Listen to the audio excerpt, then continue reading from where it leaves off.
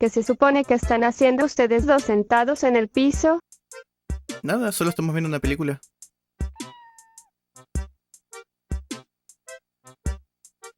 Pero si la tele está apagada. Ah, es que la estamos viendo en mi Game Boy Advance. ¿Por qué están viendo películas ahí? ¿Acaso no tiene una calidad muchísimo peor? Sí, pero es portátil. Además, el PSP se quedó sin pila y se está cargando.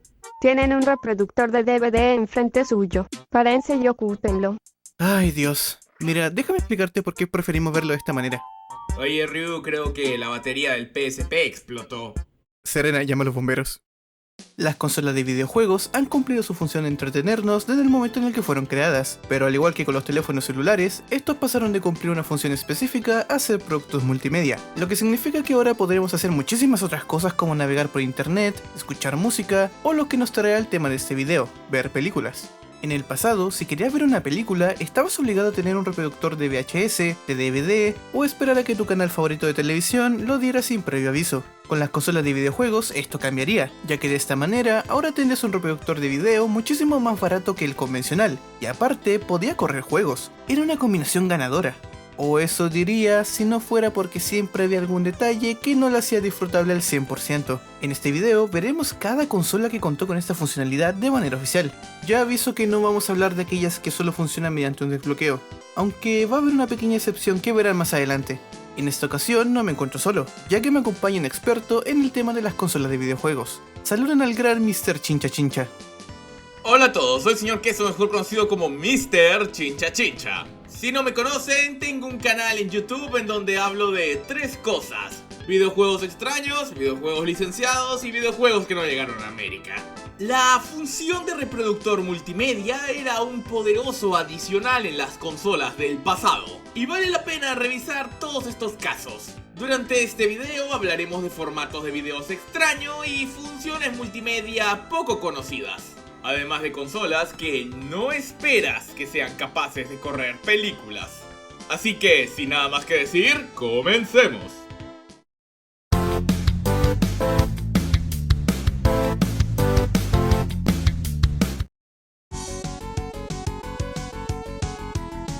Una de las razones por las cuales la PlayStation 1 triunfó en su momento fue debido a que también cumplía la función de ser un reproductor de música, ya que podías colocar los discos que tuvieses a mano y escucharlos allí mismo. Para la PlayStation 2, Sony decidió ir un paso más lejos e implementó un sistema de reproducción de DVD incorporado. Para usarlo, simplemente debías colocar el disco en la consola y apretar el botón de encendido, mientras que con el control podías controlar el movimiento del video para retroceder, pausar, adelantar y cosas así. Sé que suena demasiado fácil, pero en comparación con su competencia, la GameCube y la primera Xbox, esta era la única que funcionaba de manera práctica sin la necesidad de un adaptador. Además, la PlayStation 2 era considerada en su momento la manera más económica en cuanto a conseguir un reproductor de DVD, ya que si querías conseguir un original, el precio era muchísimo más caro en comparación. Aparte de la funcionalidad de leer películas en DVD, Sony lanzó de manera oficial un control para aquellos quienes quisiesen la experiencia completa, aunque este tenía que ser comprado por separado, ya que no venía incluido con la consola. Este control podría dar para un video entero por sí mismo. Para empezar, viene con 49 botones donde se incluye lo de un control convencional, y si te lo estás preguntando, pues sí, se pueden jugar a títulos con este mando, pero no a todos. Si tienes un juego en físico y miras la parte de atrás, podrás fijarte que en algunos sale que es compatible con mandos digitales. Si este es tu caso, puedes usar el control como mando inalámbrico, aunque es muy incómodo de usar y ni siquiera puedes usar dos botones al mismo tiempo. En resumen, la PlayStation 2 era una gran opción para ver películas como si tuvieses a mano un reproductor genérico, con una calidad muy similar a estas y con la opción de tener un mando más cómodo para no limitarse a un control con cable. El catálogo de películas que podías ver en esta consola es prácticamente ilimitado, ya que al día de hoy aún puedes leer películas modernas en este formato. Película que existe en un DVD es película leíble en una PlayStation 2. Y antes de que se me olvide, la PlayStation 2 también llegó a contar con la funcionalidad de Netflix. Solo debías colocar el disco, conectar tu consola a internet y con tu cuenta podías escoger la película que tú quisieras. Aunque la primera Game Boy y todas sus variantes fueron un éxito de ventas, la competencia ya estaba empezando a trabajar en sus propias consolas portátiles. Y debido a esto, Nintendo no solo le puso más esfuerzo a la siguiente generación de consolas portátiles, con gráficos muchísimo mejores, sino que intentó traer el mercado de las películas a a las consolas portátiles. En esos años, a inicios del siglo XXI, si querías ver una película fuera de casa, existían algunas alternativas no muy bien hechas. Pero, ¿cómo es que podía una consola que funcionaba con cartuchos reproducir películas? Fácil, las películas se hacían en formato de cartuchos. Conocidos como Game Boy Advance Video, estos fueron una serie de cartuchos que servían exclusivamente para producir películas en el Game Boy Advance. Estos cartuchos fueron creados por DC Studios. No me refiero a los cómics. Sé que se llaman exactamente igual, pero son empresas totalmente distintas. Y publicados por Majesco Entertainment, la misma empresa detrás del videojuego de Bomberman para el Nintendo GameCube y los juegos de Blood Rain para PC. Estos hicieron todos los cartuchos salvo por los de Pokémon, ya que estos específicamente fueron publicados por la misma Nintendo y Game Freak. Debido a que los cartuchos de Game Boy Advance solamente tenían una capacidad de 4 a 32 MB de espacio, estas películas tuvieron que ser comprimidas demasiado, resultando en todas estas teniendo una resolución de 240 x 160 píxeles. Estos cartuchos debutaron en mayo del 2004 y dentro del catálogo oficial podríamos encontrar una larga lista de películas como El Espantatiburones, la película esa donde sale el meme del cara de Scorsese, Shrek, Shrek 2, Shrek y el Espantatiburones, Shrek 1 y Shrek 2. Y ya, esa es toda la colección de películas que tuvo el Game Boy Advance. Imagínense meter dos películas con el espacio que tenían disponibles en los cartuchos. Para colocar dos al mismo tiempo debieron de haberlas comprimido más, resultando en una calidad muchísimo peor aún. Ahora, para ser justos, el resto de cartuchos contenían capítulos de series animadas icónicas de Cartoon Network y Nickelodeon. Estas fueron Ed, Edd y Eddy, Coraje el perro cobarde, Johnny Bravo. Hoy en día no puedes hacer Johnny Bravo, lo funarían en un segundo. Las sombrías aventuras de Millie y Mandy, Los chicos del barrio, el show más bárbaro del mundo, El laboratorio de Dexter, Lilo y Stitch, Kim Possible, Brandy el señor Bigotes, Bob Esponja, los originales Padrinos Mágicos, los Rugrats crecidos, Rocket Power. Odio Rocket Power con todo mi ser. De seguro todos los protagonistas de Rocket Power votaron por Trump cuando crecieron. Danny Phantom, Jimmy Neutron, Dora la Exploradora, Dragon Ball GT, Sonic X, Las Tortugas Ninja del 2003 y Yu-Gi-Oh! Se tenía planeado crear cartuchos que tuviesen episodios del anime de Kirby, pero esta idea fue descartada y jamás llegó a la consola. Todas estas películas y series podían verse en todas las versiones del Game Boy Advance. Y si se lo están preguntando, sí, también eran compatibles con el Nintendo DS y el Nintendo DS Lite. Consolas retrocompatibles. Aunque si querías utilizar el periférico de GameCube para ver cartuchos de Game Boy Advance en tu televisor, lamento decirte que Nintendo bloqueó esta opción, con el propósito de que no se te ocurriesen grabar estas series en VHS o DVD. Aunque tomando en cuenta que estos productos salieron durante la edad de oro de la piratería y que todo estaba en resolución papa, no creo que nadie hubiese pirateado estas películas por aquí de todos modos. Ya para cerrar, el precio de las películas eran de $20, mientras que el precio de las series eran de $10. Este formato se dejó de utilizar debido a que, con el paso del tiempo, hubieron mejores alternativas para atraer películas a consolas portátiles, sin sacrificar la calidad, minutos o licencias. Sin ir más lejos, el 3DS era compatible con Netflix y el Nintendo DSi era capaz de reproducir cualquier video. Claro, el video tenía que tener un formato muy específico y raro, pero hey, podía hacerlo. En 2001, Microsoft decidió entrar en la competencia de las consolas de videojuegos con su nueva Xbox, y a pesar de que esta era la más superior de su generación, no contó con un sistema interno para leer DVDs que no fueran de sus propios juegos de manera interna.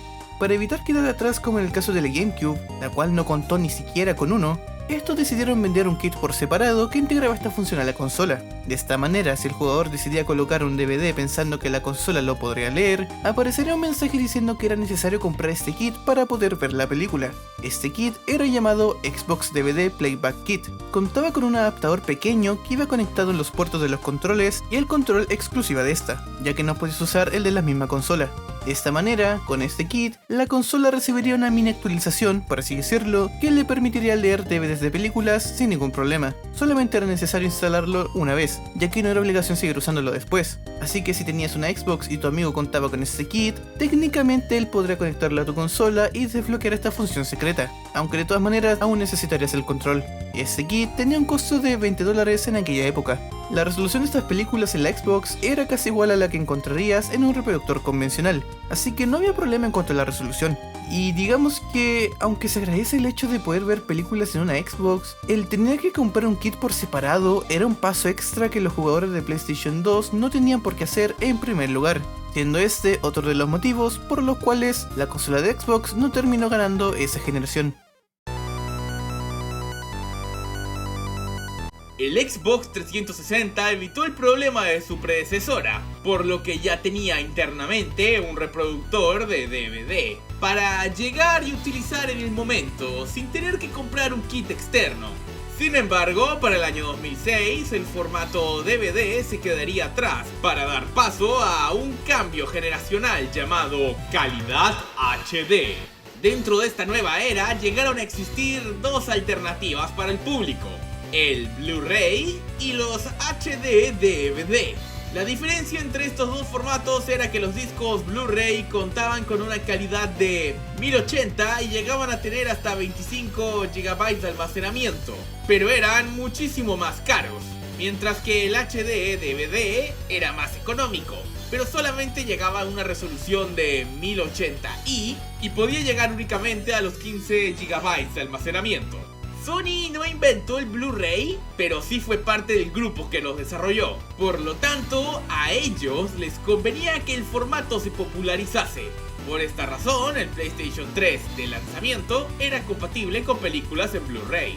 Viendo el panorama, a Microsoft se le ocurrió apostar todo por los HD DVD, queriendo implementarlos en su consola.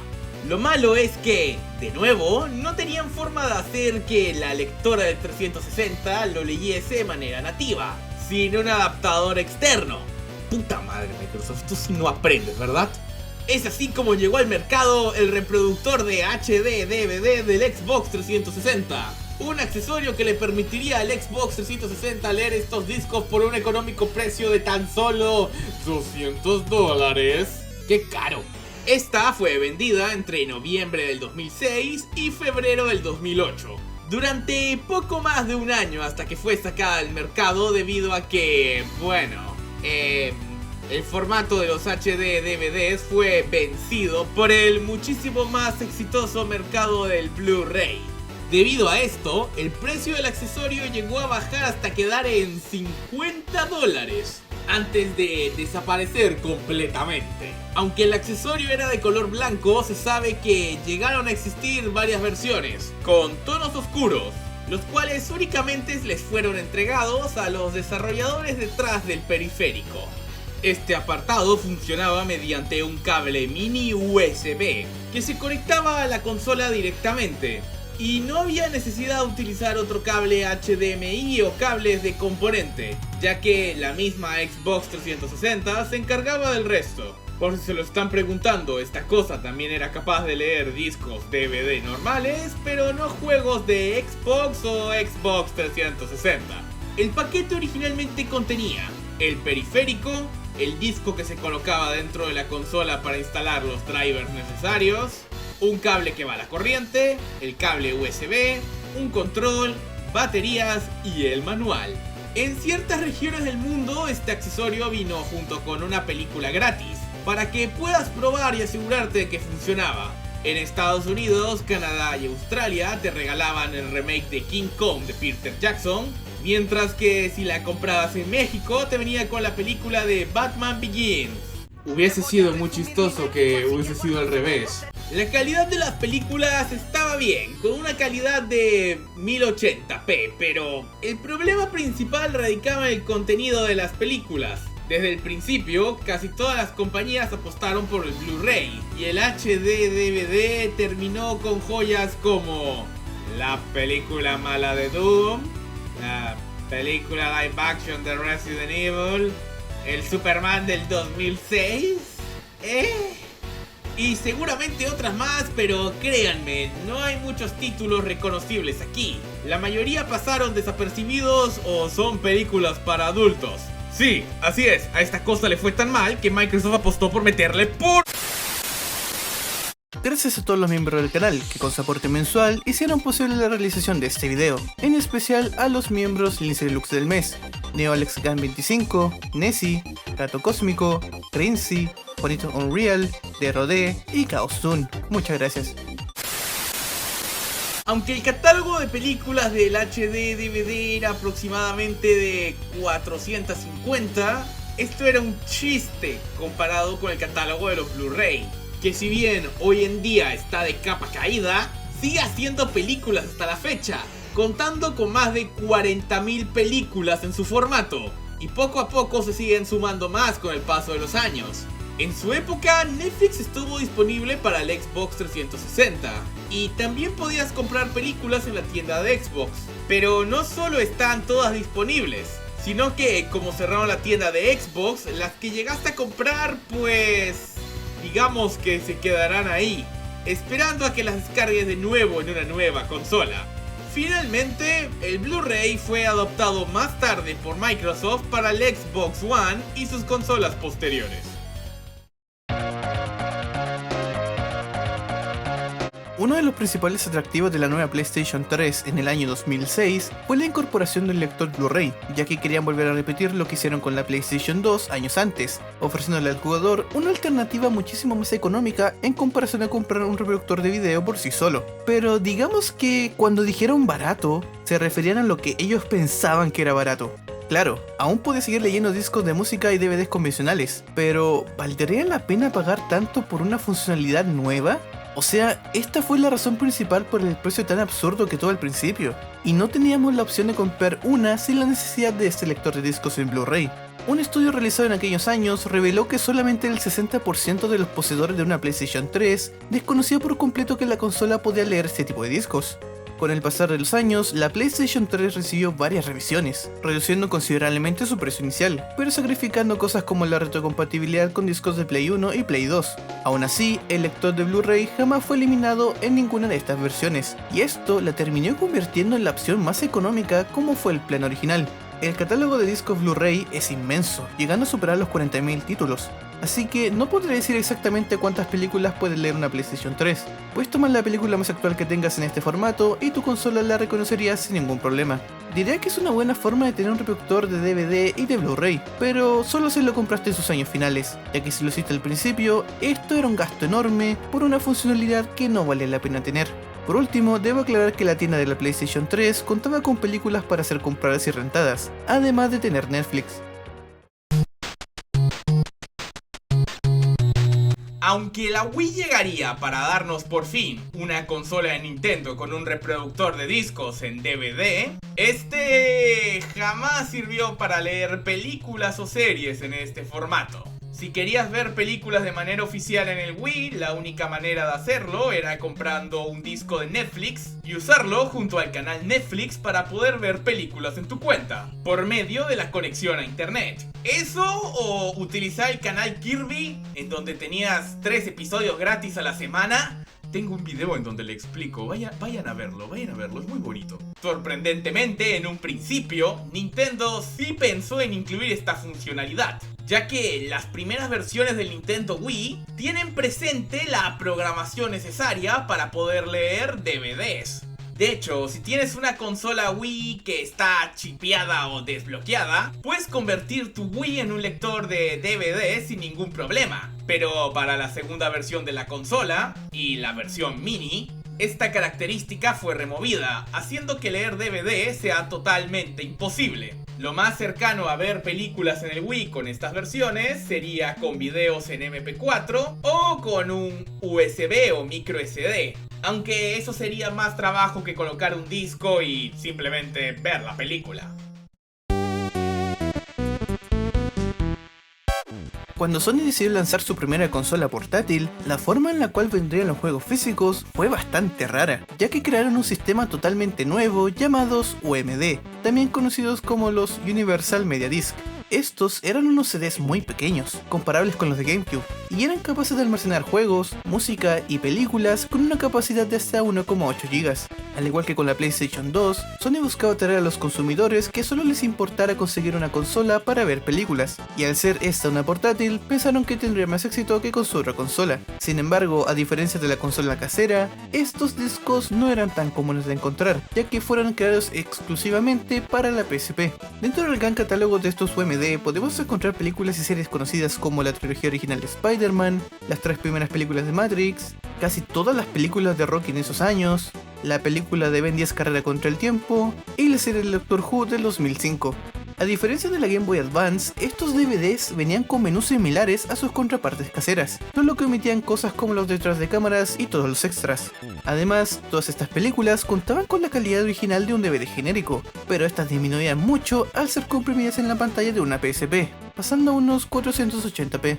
Y según lo que investigué, el último UMD hecho oficialmente para esta consola en contener una película americana fue la película ¿Qué pasó ayer 2?, lanzada en 2011. El Nintendo GameCube jamás fue capaz de correr DVD. Este detalle impidió que el mercado de las películas y series lo ayudase contra la competencia. Sin embargo, sí existió un modelo de la consola específico que contaba con esta funcionalidad, llamada Panasonic Cube. Esta consola, como su nombre lo indica, fue creada por Panasonic y se lanzó al mercado casi al mismo tiempo que el GameCube. Estuvo a la venta entre el 2001 y el 2003. La Panasonic Cube fue creada cuando Nintendo se dio cuenta que todos en la competencia incluyeron la función de leer DVDs y multimedia en sus consolas, menos ellos. Al darse cuenta de eso, tomaron la alternativa de pedirle a Panasonic la creación de esta consola. Además de leer juegos de Nintendo GameCube de manera normal, podía leer discos de DVD y discos en CD para música y películas. Aunque esta consola se lanzó exclusivamente en Japón y nunca llegó a América. Existía una versión modificada que podía leer DVDs y CDs americanos, pero tenías que importarlo desde afuera y no se podía comprar físicamente. Pese a que esta consola fue una versión mejorada del GameCube, terminó fracasando en ventas, ya que para el 2003 te podías comprar un Nintendo GameCube y un reproductor de DVDs juntos y te saldría más barato que la Panasonic Cube. Por esta razón, nunca llegó a salir de Japón. La calidad que tenía esta consola era de 480p y 480i. Y como dato curioso, si te quisieses comprar una Panasonic Cube hoy en día, tendrás que pagar más de $1,800, más los costos de envío desde Japón.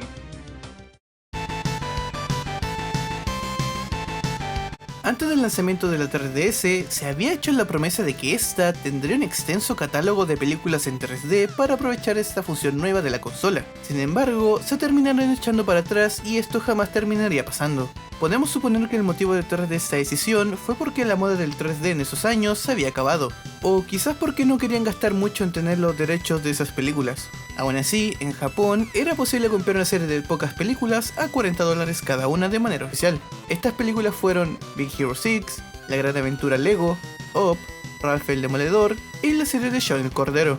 A pesar de la cancelación y de la gran limitación de estas películas, por suerte la 3DS llegó a contar con el servicio de Netflix. No era la gran cosa, ya que la conexión a internet de la consola hacía que los tiempos de carga fuesen larguísimos, y la calidad era inferior a la que podrías encontrar en un celular de la época. Pero ahí estaba esa opción. El servicio de Netflix para la 3DS será descontinuado el 31 de diciembre del 2020, acabando con la única forma legal de ver películas de manera portátil en una consola de Nintendo. Y antes de que lo digan, no, la Switch al día de hoy no tiene Netflix.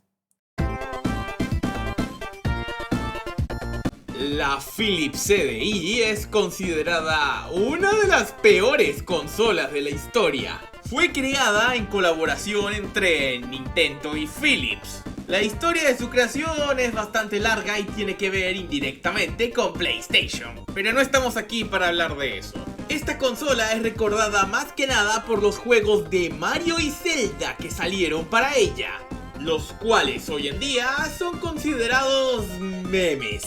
El principal problema de esta consola es que era frágil y casi todos sus juegos eran malos. Y los que sí eran buenos, como Dragon Slayer, Tetris o Lemming, pues estaban disponibles en otras consolas con un catálogo decente. En fin, esta fue la primera consola que funcionaba con discos en CD-ROM, saliendo en 1991, un año antes que la Sega CD. Y Philips no quiso desperdiciar este hecho, así que esta fue la primera consola en ser diseñada como una plataforma multimedia.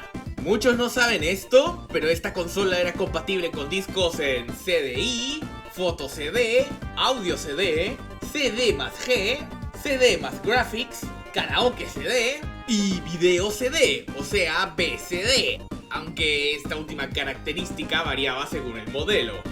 Incluso se podía conectar a internet por medio de algo llamado Tele-CDI, también llamado Tele-CD, aunque lo que podíamos hacer era muy limitado. Podías ver correo electrónico y comprar cosas en algunas cadenas de supermercado.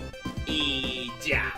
En cuanto a lo que nos interesa, las películas para el Philips CDI se vendían en formato de BCD. Este era un formato de disco estándar que fue popular en Japón principalmente. El formato de estas películas BCD era de 352 por 240. El video se almacenaba por una tasa de 1150 kilobytes por segundo y el audio en 224 kilobytes. Es aproximadamente como la resolución de 360p en YouTube. Los BCD podían almacenar solamente entre 74 y 100 minutos de video. Así que olvídense de ver películas super largas en este formato como las del Padrino, Ben-Hur, Lo que el viento se llevó y Eras una vez en América. Entre las películas que estuvieron disponibles para el Philips CDI destacan 101 Dálmatas, la primera película de Halloween, Un príncipe en Nueva York, Los locos Adams de los 90, ¿Dónde está el piloto?, Forrest Gump, Moonwalker de Michael Jackson, Rayman, la película, no el personaje, La pistola desnuda, entre otras. En el sentido de funciones multimedia, el CDI estaba adelantado a su época y era bastante competente. Una pena que en lo verdaderamente importante, es decir, en los videojuegos, haya destacado para mal. Para concluir esto, digamos que a pesar de que por mucho tiempo la opción de ver películas y series en una consola era una decisión importante a la hora de comprarla, en la actualidad esto quedó en el pasado, con la llegada de servicios de streaming como Netflix o el catálogo que ofrecen las mismas tiendas de las compañías dueñas de las consolas. Ya no es necesario ir a una tienda para comprar una película en específico y esperar a que esa compañía la adaptara en un formato que casi nadie conocía. Rayos, ni siquiera es necesario tener una consola, ahora las televisiones vienen incorporadas con estos servicios de streaming. Aún así, es interesante ver cómo cada consola ofrece una experiencia distinta a una de otra, lo cual hacía que valiera la pena conseguir una película en tu consola favorita. Es interesante ver cómo es que en el pasado estas funciones multimedia de verdad eran factores de peso para tomar en cuenta a la hora de comprar una consola. Solo hay que ver el caso del Play 2, pero siendo honestos, estas funciones están muy bien como adicionales, ya que lo más importante siempre fueron los juegos. En el pasado hubo momentos donde se cometió el error de promocionar más el multimedia que los juegos en sí. Específicamente cuando fueron anunciados el PlayStation 3 y el Xbox One. Personalmente creo que a futuro las compañías de videojuegos que saquen consolas buscarán incluir funciones multimedia como YouTube o Spotify o bueno, todos los servicios de streaming que sean posibles, ya que eso es el nuevo valor añadido que le pueden dar a sus productos. Y la verdad es que he llegado a conocer a algunas personas que utilizan sus consolas principalmente para ver streaming en su televisión, demostrando que esas sí son funciones de peso. Muchas gracias por ver el video. Recuerden que pueden apoyar al canal dándole un like, suscribiéndose, compartiendo o comentando en este video. ¿Ustedes llegaron a ver una película en una de esas consolas que nombramos aquí? Estaré leyendo sus comentarios. Un agradecimiento especial a Mr. Chincha Chincha, quien participó en este video. Sus redes estarán en la descripción. Nos vemos en el siguiente video. Adiós.